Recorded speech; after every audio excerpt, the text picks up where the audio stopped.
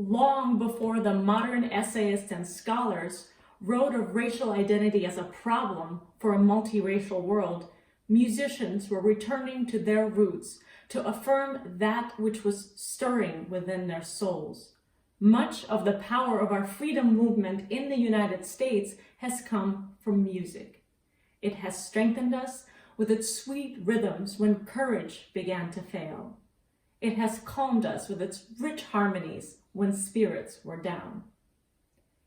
These are the words of Dr. Martin Luther King Jr., which ring true today. As we mourn the loss of George Floyd, Breonna Taylor, and too many others, we bow our heads in solidarity and pain, reflecting on the deep injustices that have been dividing our world. We must do all that we can to not permit another story to become a statistic.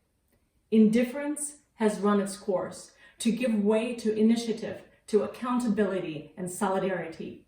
Each of us must now find our humanity and our courage to take action. Life is a collection of stories told through the arts and music. Our artists have given their voices to tell the most important stories of our communities, like the story of Stephen Lawrence, a young British teen killed by the police, told by composer Philip Herbert and performed by the Sphinx Virtuosi. Joelle Thompson, a visionary composer and member of our Exigence Ensemble, told the stories of Amadou Diallo, Eric Garner, Trayvon Martin, Michael Brown, Oscar Grant, John Crawford, and Kenneth Chamberlain. As a mother to brown boys and a partner to a Black man in America, I reflect on my own husband, who has had to stare down the barrel of a police gun as a 15-year-old boy, and then again in our own home more recently, each time without a cause, a sense of compassion, or reason.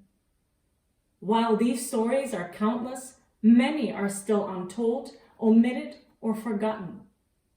Meanwhile, the global pandemic has affected communities of color in a disturbingly disproportionate manner, and countless of our artists have been silenced due to loss of work.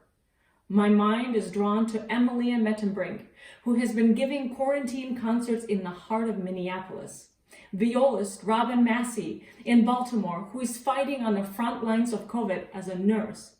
I think of violinist and composer Janina Norpat, one of only 10 artists selected by the Library of Congress for a special commission after losing not only work, but her mentor to a pandemic. I am inspired by violinist and humanitarian Kelly Hall Tompkins, who continues to bring world-class music to homeless shelters and use her voice for advocacy at a time when her own family has been affected by loss.